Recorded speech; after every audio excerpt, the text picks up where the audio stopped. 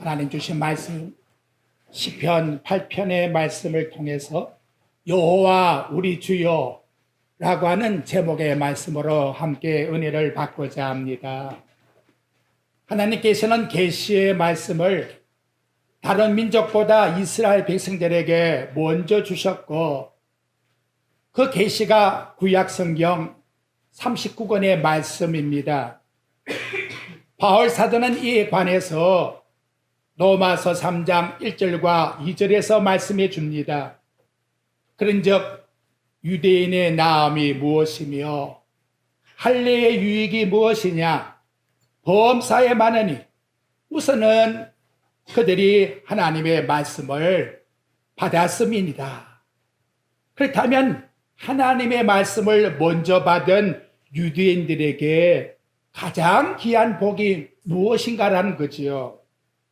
예수님께서 요한복음 5장 39절에서 말씀합니다. 너희가 성경에서 영생을 얻는 줄 생각하고 성경을 연구하거니와 이 성경이 곧 내게 대하여 증언하는 것이니라. 유대인들이 이방인들보다 성경 말씀을 먼저 받음으로 구원이 약속된 메시아 그리스도를 영접할 수 있는 기회가 주어졌다라고 하는 것이지요. 그래서 요엘 선지자는 이스라엘 백성들에게 요엘 2장 32절에 보면 누구든지 여호와의 이름을 부르는 자는 구원을 얻으리라 라고 이렇게 전하고 있습니다.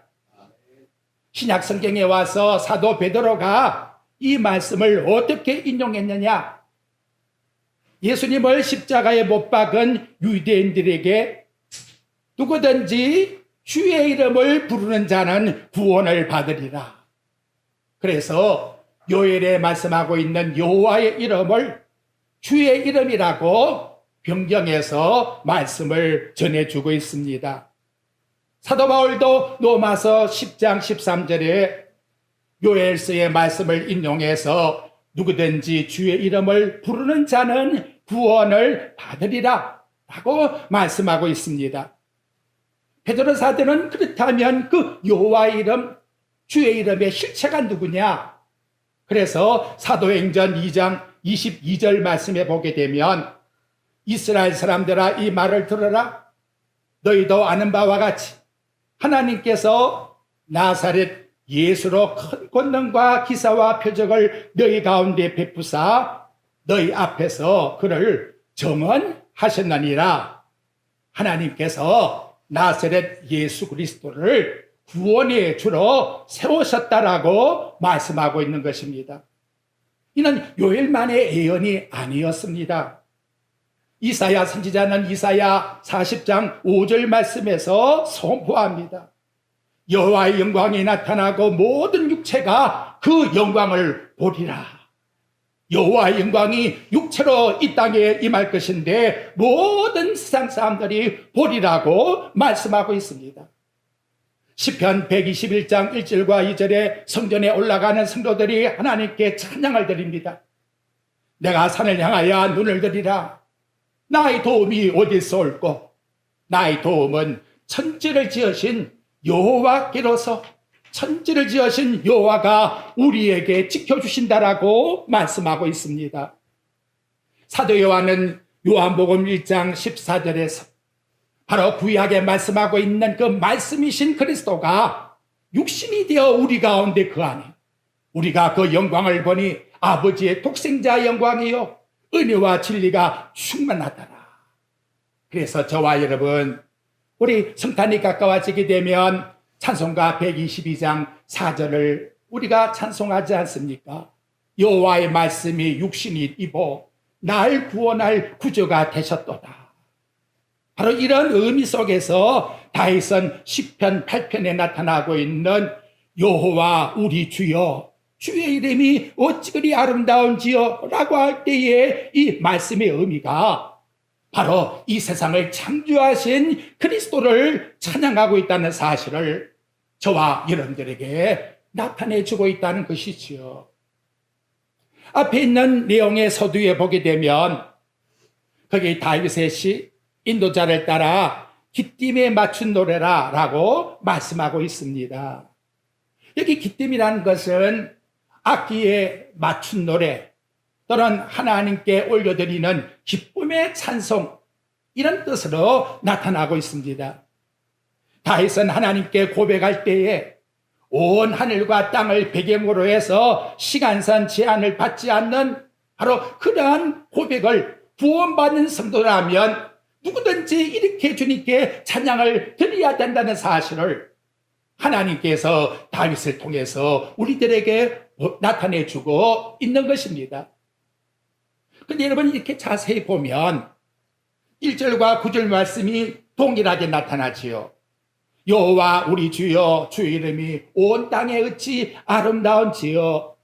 첫 절과 끝절이 동일하게 나타나고 있다는 사실은 시편 8편을 내가 왜 이렇게 지었는가 라고 하는 의미를 이 본문의 목적으로 드러내고 있다는 거예요. 다윗은 하나님의 이름을 여호와 우리 주라고 말씀을 합니다.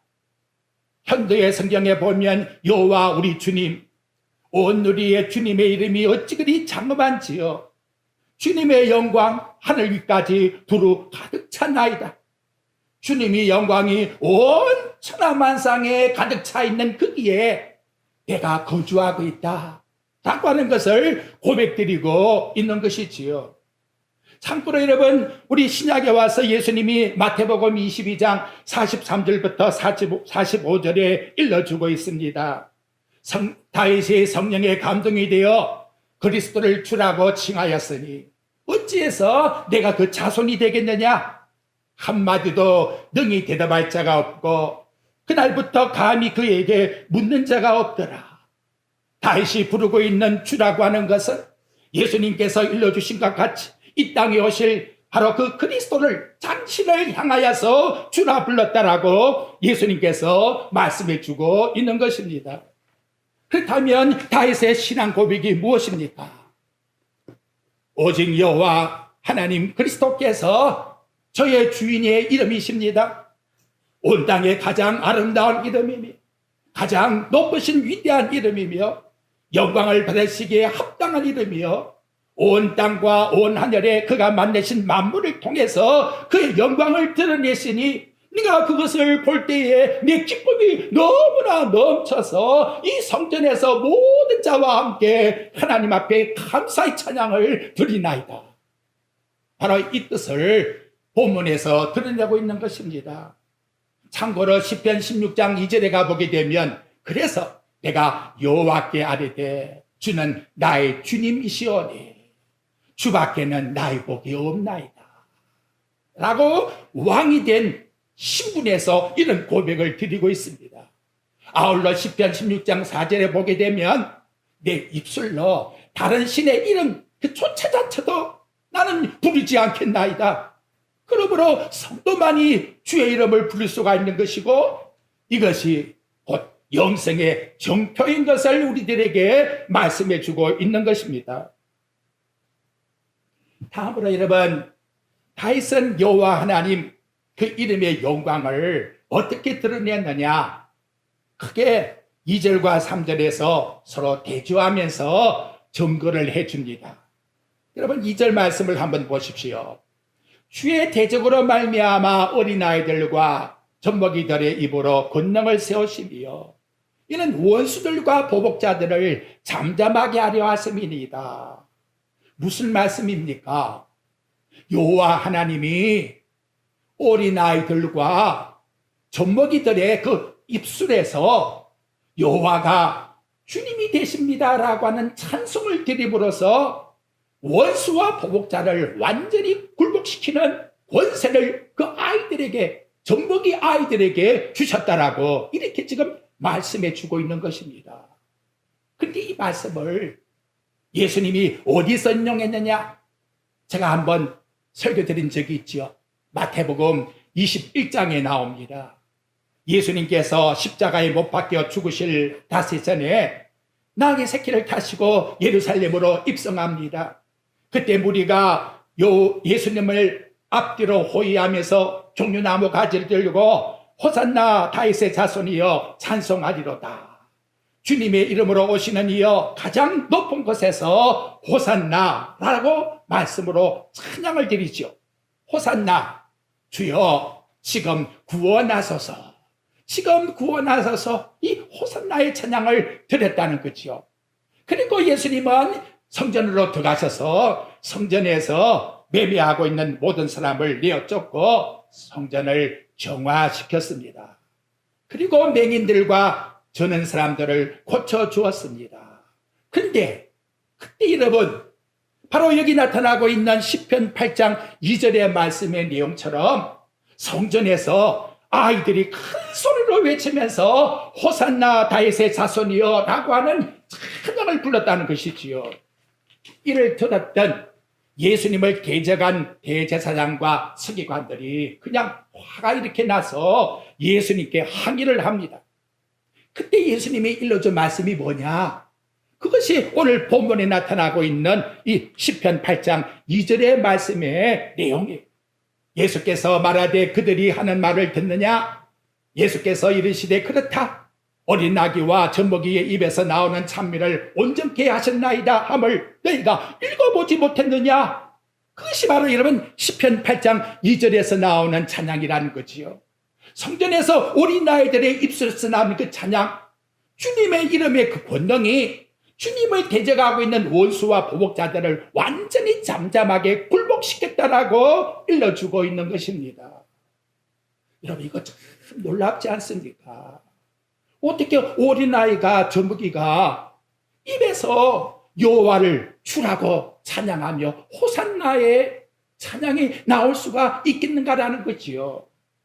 현대의 성경에 보면 어린아이도 젖먹이까지도 주님의 권능을 찬송하오니, 내가 이 말씀을 보면서 깜짝 놀랐어요. 아, 나이 들고 무슨 지식이 있어야 되는 것이 아니구나. 믿음이라는 것은 하나님의 은총 속에 주신 은혜이기 때문에 남녀여서 피무귀천 아무리 아기라 할지라도 어린아이라 할지라도 우리 하나님이 택한 자는 바로 그 입술에서 하나님을 찬양하게 하시는 것이 하나님의 뜻이구나. 우리 인간이 이해할 수가 없는 놀라운 일이 이 본문 말씀에서 우리들에게 일러주고 있는 것입니다.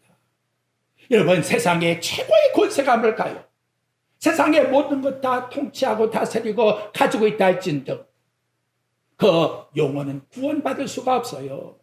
그런데 고린도전서 12장 3절 하반절에 보니까 성령이 아니고는 누구든지 예수를 주시라 할 수가 없으니 예수가 그리스도라고 주라고 일컫는 그 자, 주의 이름을 부른 자가 구원을 받는 권세를 받았으니 이게 얼마나 놀라우냐 이 말이지요.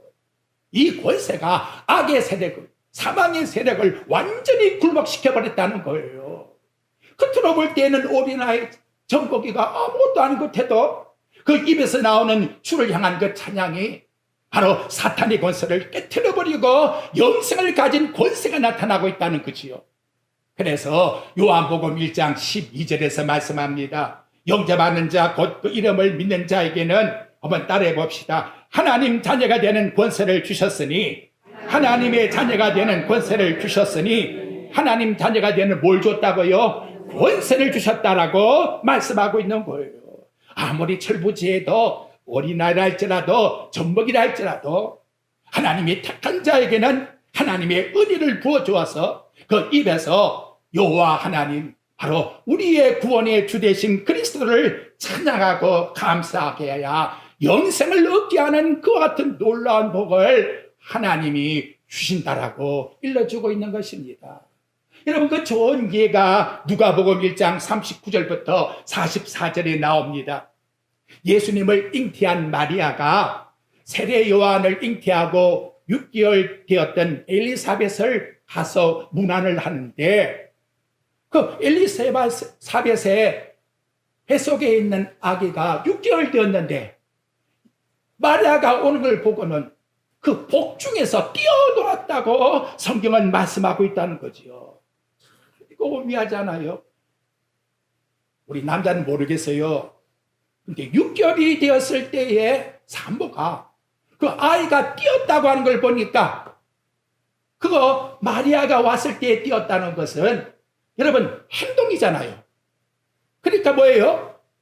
머릿속에 있는 뭔가가 이지가 있어야 되는 것이고 뛸 수 있는 감정이 나와야 되는 것이고 그래서 행동의 의지가 나오는 거예요. 그러니까 벌써 인격을 갖추고 있다는 걸 우리들에게 보여주고 있지요. 이것이 뭐냐? 주의 권능이요 능력이라고 우리에게 말씀으로 해주고 있다는 것입니다.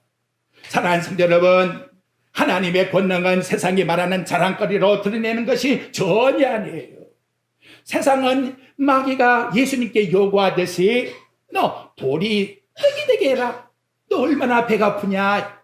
성전 위에서 한번 뛰어내려봐. 너 능력 한번 과시해봐. 하나님이 너를 딱 발을 붙들지 아니하면 너 능력 있지 않느냐. 탁 뛰어내리면 되지. 너 나한테 한 번만 절해. 세상의 모든 부귀영화 다 너에게 주마. 육체의 정력과 안목의 정력과 이생의 자랑을 가지고 유혹을 하고 유혹을 했지만 하나님의 말씀은 하나님께로부터 온 것이 아니라고 말씀을 합니다. 진정한 하나님의 권세는 뭐냐? 전보기를 통해서 어린아이를 통해서 내 입술에서 예수님이 하나님이시라고 고백하는 이 권세가 진정한 하나님 주신 능력이요 권세라는 것이지요. 여러분 믿으십니까? 나를 통해서 예수가 하나님이라는 사실을 믿고 있다는 이 자체가 이 세상에 어떤 것과 비교할 수가 없는 하나님이 우리에게 주신 능력의 권세라는 사실을 믿는가라는 거예요. 이것이 우리에게 주시는 하나님의 뜻이란 것이지요. 사도행전 4장 6절부터 12절에 예수님의 권세가 나타나고 있습니다. 사도들을 세워놓고 대제사장의 문중들이 물어봐요. 어떻게 너는 무슨 권세를 가지고 누구 이름으로 그 안진뱅이를 일으켰느냐? 베드로가 성령이 충만해서 말합니다. 만일 병자에게 행한 착한 일에 대하여 이 사람이 어떻게 구원을 받았느냐고 우리에게 질문한다면 너희와 모든 이스라엘 백성들아 알라. 너희가 십자가에 못 박고 하나님이 죽은 자 가운데 살리신 나사렛 예수 그리스도의 이름으로 이 사람이 건강하게 되어 너희 앞에 섰느니라. 요한과 베드로는 나사렛 예수 그리스도 이름이 선포될 때에 안전병이가 일어났다고 당당하게 모든 사람들에게 일러 주었다는 거지요. 그래서 안전병을 일으킬 때에 뭐라고 합니까? 우리에게는 은과 금이 없거니와 내게 있는 것 네게 주노니 나사렛 예수 그리스도 이름으로 일어나 걸으라고 말씀을 합니다. 우리는 여러분 이걸 우리의 진정한 권세로 생각질 않아요. 예수 그리스도가 나를 위하여 죽으시고 부활하시고 구원해 주신 그 이름, 그 이름의 권세가 세상에 나타날 때에 악이 무너지는 것이요 하나님의 영광이 드러나는 것이요 이것이 바로 하나님이 살아계신 것을 증거하게 되는 것이요 복음의 능력이라고 말씀한다면 저와 여러분 지난 일주일간 살아가면서 나사렛 예수 그리스도의 이름을 얼마만큼 내 머릿속에 내 마음속에 생각하며 살았습니까? 오늘 우리는 우리 자신을 다시금 살펴보아야 합니다. 나사렛 예수 그리스도의 이름을 드러내는 것이 성도의 사명이에요. 하나님이 우리를 구원하신 목적이에요. 바로 이럴 때에 하나님의 능력이 드러난다는 것이지요. 이 얼마나 귀중한 보배를 우리가 갖고 있는데도 이걸 드러내지를 못하고 있으니 하나님 얼마나 안타까운 마음을 가지겠어요. 다음에 하나님의 권능은 세상의 천지창조의 작품으로 나타났다고 말씀을 합니다. 여호와 우리 주가 누구시냐? 3절에 말씀합니다. 주의 손가락으로 만드신 주의 하늘과 주께서 베풀어 주신 달과 별을 내가 보니. 마치 인간이 한 폭의 작품을 그려놓고 감상하는 그런 표현이지요. 다윗은 한밤중에 하늘의 별과 달을 보면서 창조주 여호와 하나님의 손가락으로 이걸 만드셨다라고 이렇게 말씀하고 있습니다. 이는 창세기 1장 1절에 나타나고 있는 바로 창조신앙의 출발이 아니겠습니까? 오늘날의 천체 과학자들은 이 세상이 어떻게 만들어졌을까? 한평생도록 그 고민하다가 죽어요.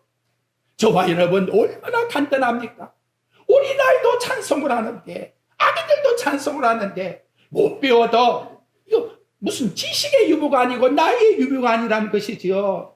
천지를 창조한 분은 여호와 하나님이시라고 즐거움과 찬양을 가지고 드리는 것이 구원받은 하나님의 백성들의 삶이라는 것이지요. 그렇다면 왜 창조주 하나님을 못 믿을까? 고린도후서 4장 4절의 말씀이에요.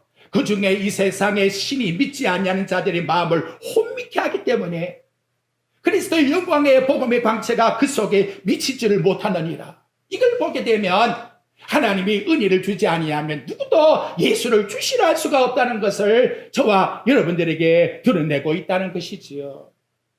하늘의 영광을 찬양하다가 갑자기 바울은 누구한테 초점을 돌립니까? 여러분 4절을 보십시오. 뭐라지요? 사람이 무엇이기에 주께서 그를 생각하시니 인재가 무엇이기에 주께서 그를 돌보시나이까. 욥기 7장 17절에도 말씀하지요. 사람이 무엇이길래 주께서 그렇게도 높이시나이까. 그토록 관심을 가지고 지켜보시나이까. 놀라운 것은 여러분 하늘의 별을 다 창조하시고 그 수를 세시는 그분이 우리 이름을 하나하나 다 불러가면서 나와 여러분을 불러내시고 우리는 정말 이 세상에 정과 같은 작은 존재인데 작은 존재인 나의 머리털까지 다 세신 바 되어서 나에게 관심을 가지고 있다라고 말씀하고 있으니 다윗으로 생각할 때에는 옛날 신하가 임금에게 뭐라 하지요? 총애를 받게 되면 성은이 만극하나이다. 하나님이 베푼 그 콜란 은혜를 내가 어떻게 다 갚을 수가 있겠습니까? 바로 그러한 의미로 고백을 드리고 있는 것입니다. 여러분 다윗은 죄송해요. 못난이 같은 존재였어요. 첫째, 가정을 보게 되면 부모에게도 인정을 받지를 못했어요. 천한 목동으로 나가서 양이나 쳐. 그걸 어떻게 할 수 있느냐? 하나님이 교만해진 사울 왕을 패하시고 하나님 마음에 드는 왕을 세우고자 사무엘 선지자를 이새의 집에 보냈지요. 이새가 자기 아들들을 다 선을 보이는데 누구는 다윗은 아예 오라 소리를 하지를 않았다는 거지요. 그래서 사무엘상 16장 11절에 보면 선지자 사무엘이 이새에게 말합니다. 네 아들들이 이게 다냐? 그럴 때에 말하기를 말째가 남아있는데요. 지금 저 양을 치고 있나이다. 가서 데려와. 그런데 그 말째가 하나님이 기름 붓게 하라고 말씀하시니 부모한테도 인정을 받지 못한 거지요. 둘째는 여러분 형들에게도 사랑을 받지 못했어요. 사무엘상 17장 28절에 보면 마진 엘리압이 전쟁에 다윗이 나오니까 뭐라고 했느냐. 그가 다윗에게 야 동생아 너 먹을 거 가져와서 그런 게 아니고 보는 순간에 노를 바라요. 네가 어찌해서 이리로 내려왔느냐. 들에 있는 짐승은 누구한테 맡기고 자기 동생은 생각지 않고 들에 있는 짐승부터 생각하면서 그 다음 나온 말이 뭐냐. 너 정말 교만하고 네 마음이 완악한 것을 나는 알고 있다. 이거 보니까 형들에게 미움을 샀다는 걸 알아보게. 다음의 내용에 보니까 다윗은 여러분 하나님 앞에서 큰 죄를 범한 죄인입니다. 하나님 앞에 뭐 자랑거리가 있어서 이렇게 복을 준 것이 전혀 아니라는 것이지요. 우리아의 부인을 빼앗기 위해서 충신 우리아를 전쟁 맨 앞에 내어보내고 죽게 만든 다음에 강제로 우리아 아내 바세바를 자기 아내로 삼았으니 그리고는 그 누명의 허물이 마태복음 1장 6절에 보면 예수님의 촉보 속에서 나오기를 다윗은 누구? 우리아의 아내에게서 솔로몬을 낳고 우리아가 누군데? 남의 여잔데. 끝까지 하나님은 그 뜻을 드러내고 있다는 것이지요. 이것 때문에 시편 6장 6절부터 7절에 가보게 되면 탄식하며 눈물로 침상에 요를 서겠다고 고백을 드리고 있다는 것이지요. 이런 의미 속에 있는 자기 자신인데 하늘의 별을 세시고 내 머리털까지 다 세시는 그 하나님 나에게 관심 있다고 이렇게 말씀해 주시니 이거 얼마나 고맙고 또 얼마나 충격적이며 내 마음속에 내가 어떻게 해야 이 은혜를 다 갚겠나이까 라고 하는 그런 고백이 나올 수밖에 없었다는 것이지요. 근데 우리 하나님이 이와 같은 복을 높이시면서 그 돌보심이 어떠하냐. 여러분 5절 말씀의 내용을 보십시오. 거기에 보게 되면 그를 하나님보다 조금 못하게 하시고 영화와 종기로 관을 씌우셨나이다 라고 말씀하고 있습니다. 하나님께서 인간을 창조할 때에 하나님의 형상과 모양을 따라 인간을 특별하게 지었고 만물을 다스리게 했지요. 그래서 하나님보다 조금 못하게 하시고 하나님이 우리 인간을 대할 때의 칭호를 짐승보다 조금 낮게 하시고 그렇게 말씀하지 않고 이 세상을 창조하신 그 하나님보다 조금 못하게 하시고라고 하는 표현을 쓰고 있다는 것은 타락한 인간의 연약함에다가 초점을 맞추는 것이 아니라 원래 하나님이 세상을 창조하기 이전에 인간을 위해서 예비해 두신 그 영광의 관심에다가 하나님이 초점을 맞추고 이와 같이 말씀하고 있는 것입니다. 바울이 고린도전서 2장 7절에 보면 저와 여러분에 대한 영광을 어떻게 표현했느냐? 만세전에 미리 예비하신 것이다. 하나님이 우리 영광을 위해서 이 세상에 창조하기 전에 인간이 타락하기 전부터 만세전에 하나님이 우리 영광을 준비해 놓으셨다라고 말씀을 합니다. 그 영광의 관을 여기 5절에 보니까 영화와 종이로 관을 씌우셨다라고 이와 같이 일러주고 있다는 것이지요. 만세전에 하나님께서 성도에게 주신 영광이 곧 영화와 종기. 참으로 저와 여러분 이렇게까지 우리를 높이시는 하나님 앞에 어떻게 주저하며 그 하나님 이름을 잊어버리면서 살아갈 수가 있겠는가라는 것이지요. 성경이 성도들에게 말씀하시고 있는 이 자존감이라는 것은 타락한 인간 안에서 발생한 것이 아니라 인간의 상태와는 관계없이 창세전에 하나님의 은혜에서부터 출발되고 있다는 것을 우리들에게 말씀해 주고 있는 것입니다. 타락한 저와 여러분은 하나님 앞에서 아무 가치가 없어요. 우리는 죽었던 죄인입니다. 그러나 하나님의 예전 속으로 볼 때에는 그리스도를 이 땅에 보내사 십자가에서 그 피로 속량하시고 속죄를 지불하사 영화와 종기의 관으로 씌우기 위한 하나님의 창세전에 하나님의 뜻이 준비되어 있어서 저와 여러분을 불러내셨다는 것이지요. 저와 여러분 어떻게 해야 될까요? 이 전복이와 어린아이와 같이 이제 우리도 순진한 마음을 가지고 청결한 마음을 가지고 내 부모 없이는 살 수가 없어요 라고 의지하는 아기와 같이 이 창조주 여호와 하나님 앞에 찬양을 드리고 경배하며 감사함을 드려야 되는 것이 우리 본분이라는 것이지요. 다음 여러분 6절과 7절 말씀 보십시오. 하나님이 인간에게 맡긴 게 뭐지요? 주의 손으로 만든 것을 다스리게 하시고 만물을 그 발 아래 두시고 모든 소와 양들과 짐승이며 공중의 새와 바다의 물고기와 바닷길에 다니는 것이니이다 라고 이와 같이 세상의 모든 피조물을 바로 창조주 하나님께서 당신의 백성들 바로 여호와가 우리 하나님이시라고 고백하는 성도들에게 주셨다라고 말씀합니다. 그런데 죄가 들어오고 나니까 파괴되어 버렸어요. 질서가 무너져 버렸다는 것이지요. 여러분 한번 생각해 보십시오. 하나님이 이렇게 자존심을 주어서 우리를 영화롭게 하고 존귀하게 하고 세상을 통치하게 만들었다고 말씀했는데 우리 삶이 어떻습니까?